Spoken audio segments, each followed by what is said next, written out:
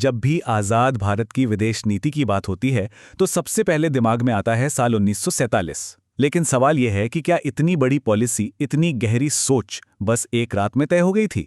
शायद नहीं। तो चलिए आज थोड़ा समय में पीछे चलते हैं और उन जड़ों को खंगालते हैं जहां से भारत की फॉरेन पॉलिसी का ये पूरा ढांचा खड़ा हुआ। जरा उस वक्त को सोचिए, साल 1947। भारत अभी अभी आज़ाद हुआ है, दुनिया के स्टेज पर एक नया खिलाड़ी। पर यह स्टेज कैसा था? ये बटा हुआ था दो सुपर पावर्स के बीच। एक तरफ अमेरिका, दूसरी तरफ सोवियत संघ। और माहौल ऐसा था कि हर देश पर यह प्रेशर था कि भाई तुम किसकी तरफ हो, तुम्हें एक साइड तो चुननी पड़ेगी। तो ऐसे में इस नए नवेले देश के सामने सबसे बड़ा सवाल क्या था?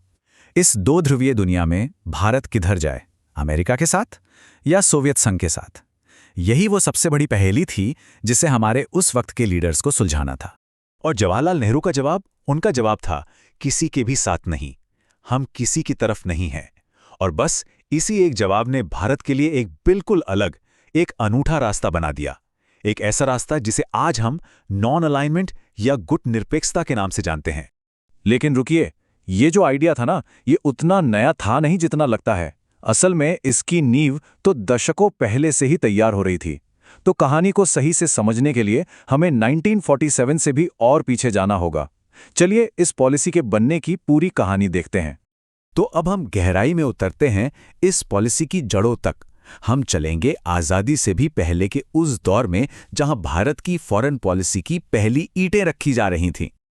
और यहां एक बहुत ही चौंकाने वाली बात सामने आती है।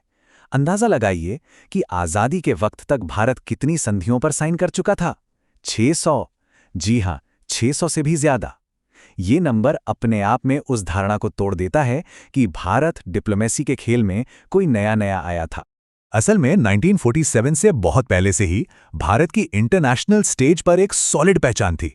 वो 51 इंटरनेशनल ऑर्गेनाइजेशंस का मेंबर था, और सिर्फ मेंबर ही नहीं बल्कि League of Nations, International Labour Organisation और यहां तक कि इंटरनेशनल कोर्ट ऑफ जस्टिस का तो फाउंडिंग मेंबर था। तो जाहिर है भारत डिप्लोमेसी की दुनिया के लिए कोई अजनबी नहीं था। और ये जो शांति की बात है ना, ये भी कोई नई नहीं थी। सोचिए 1897 में ही कांग्रेस प्रेसिडेंट सी शंकरन नायर ने कहा था, हमारी सच्ची नीति एक शांतिपूर्ण नीति है। मतलब ये सोच कितनी पुरानी थी, और यही सोच आगे चलकर भारत की फॉरेन पॉलिसी की बुनियाद बनी। तो सवाल ये है कि ये पूरी विचारधारा, ये सोच बनी कैसे? इसके डेवलपमेंट को हम 3 खास दौर में बांटकर समझ सकते हैं। वो 3 दौर जिन्होंने भारत की विदेश नीति की सोच को तराशा। ये वैचारिक सफर 3 बड़े फेज में हुआ। पहला फेज था एंटी इंपीरियलिज्म और पैन एशियन फीलिंग का। दूसरा फेज था सोशलिस्ट मूवमेंट्स के साथ खुद को जोड़ने का। और तीसरा फाशिज्म के खिलाफ एक ग्लोबल स्टैंड लेने का। चलिए एक एक करके इन तीनों को थोड़ा करीब से देखते हैं। तो जो पहला दौर था वो पूरी तरह से ब्रिटिश विस्तारवाद यानी उनके साम्राज्य फैलाने की नीति के खिलाफ था। उस वक्त के हमारे राष्ट्रवादी नेता बर्मा और अफगानिस्तान जैसी जगहों पर ब्रिटिश दखल का खुलकर विरोध कर रहे थे। उनका कहना था कि हमें जंग नहीं, शांति चाहिए। और सिर्फ विरोध ही नहीं, वो दूसरे गुलाब देशों के साथ एक तरह की एकजुटता बनाने की भी कोशिश कर रहे थे। फिर आया दूसरा दौर 1920s और 30s का। इस वक्त नेहरू जैसे हमारे लीडर्स यूरोप में सोशलिज्म के आइडिया से काफी प्रभावित हो रहे थे। उन्हें लगने लगा था कि सोवियत संघ जो है वो वेस्टर्न इंपीरियलिज्म के खिलाफ एक बड़ी ताकत बन सकता है। ये साम्राज्यवाद के खिलाफ एक नया एंगल था, एक नया मोर्चा। और फिर आया तीसरा और बहुत अहम दौर 1936 के बाद का। दुनिया में फांसीवाद सर उठा रहा था। हमारे राष्ट्रवादी नेताओं ने इसे बहुत साफ साफ देखा। उनके लिए फांसीवाद और साम्राज्यवाद एक ही सिक्के के 2 पहलू थे। इसीलिए उन्होंने चीन, स्पेन और इथियोपिया में फांसीवाद के खिलाफ चल रही लड़ाइयों का पूरा सपोर्ट किया। यहां तक कि चीन की मदद के लिए एक मेडिकल मिशन तक भेजा गया। तो अब तक हमने देखा कि ये विचार कैसे पनप रहे थे। लेकिन बड़ा सवाल यह है कि आज़ादी के बाद इन सारे विचारों को एक ठोस सिद्धांत में कैसे ढाला गया? और इसका जवाब एक शब्द में है, पंचशील। पंचशील, इसका मतलब है शांति से एक दूसरे के साथ रहने के 5 सिद्धांत। इन प्रिंसिपल्स को दुनिया के सामने पहली बार ऑफिशियली 1954 में रखा गया, जब तिब्बत को लेकर भारत और चीन के बीच एक समझौता हुआ। तो आखिर ये 5 सिद्धांत थे क्या, बहुत सीधे और सरल। पहला, एक दूसरे की सीमाओं और संप्रभुता का सम्मान करना। दूसरा, एक दूसरे पर हमला नहीं करना। तीसरा, एक दूसरे के अंदरूनी मामलों में दखल नहीं देना। चौथा, बराबरी और आपसी फायदे के लिए काम करना। और पांचवा, शांति से साथ रहना। बस यही 5 बातें भारत की डिप्लोमेसी की नींव बन गईं। वैसे इसके पीछे एक छोटी सी कहानी भी है, बड़ी दिलचस्प। कहते हैं कि इन सिद्धांतों को फॉर्मुलेट तो किया था चीन के प्रीमियर ज़ोउ एनलाई ने, लेकिन इनकी अहमियत को पहचाना एक भारतीय डिप्लोमैट टी.एन. कॉल ने, और फिर प्रधानमंत्री नेहरू ने इन्हें पूरी दुनिया में पहुंचाया। ये दिखाता है कि कैसे एक आइडिया सही लोगों के हाथ में आकर एक ग्लोबल मूवमेंट बन सकता है। और पंचशील की इसी नींव पर खड़ा हुआ भारत की फॉरेन पॉलिसी का वो हिस्सा जिसे शायद दुनिया सबसे ज्यादा जानती है, गुट निरपेक्ष आंदोलन यानी नॉन अलाइंड मूवमेंट।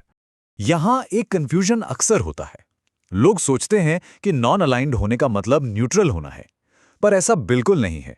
देखिए, न्यूट्रल रहने का मतलब है कि आप चुपचाप किनारे खड़े हैं, आपका कोई ओपिनियन नहीं है, जबकि नॉन अलाइंड होने का मतलब था एक्टिव होना, किसी गुट में शामिल हुए बिना सही और गलत को देखकर शांति के पक्ष में आवाज उठाना।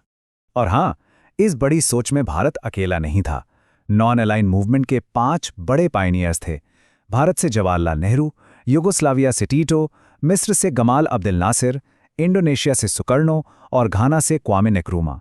इन 5 लीडर्स ने मिलकर दुनिया को दिखाया कि 2 सुपर पावर्स के अलावा एक तीसरा रास्ता भी मुमकिन है। नेहरू ने खुद 1961 में इसे बहुत खूबसूरती से समझाया था। उन्होंने कहा था कि नॉन अलाइंड सुनने में एक नेगेटिव शब्द लगता है, लेकिन अगर इसे पॉजिटिव तरीके से देखें तो इसका मतलब है वो देश जो जंग के लिए खेमेबाजी करने के खिलाफ हैं, हम अपना पूरा वजन शांति के पक्ष में डालना चाहते हैं। ये कितनी पावरफुल बात थी।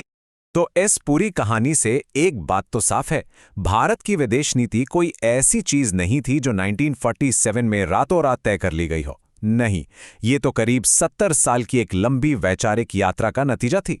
एक ऐसी यात्रा जो साम्राज्यवाद के विरोध से शुरू हुई और शांतिपूर्ण सह अस्तित्व के सिद्धांत पर आकर मुकम्मल हुई। और ये पूरी ऐतिहासिक समझ हमें आज के एक बड़े सवाल पर लाके छोड़ देती है कि इस नीति के इतने लंबे विकास ने, इस 70-80 साल की यात्रा ने आज की दुनिया में भारत की जगह को कैसे तय किया है। इस पर सोचने की जरूरत है।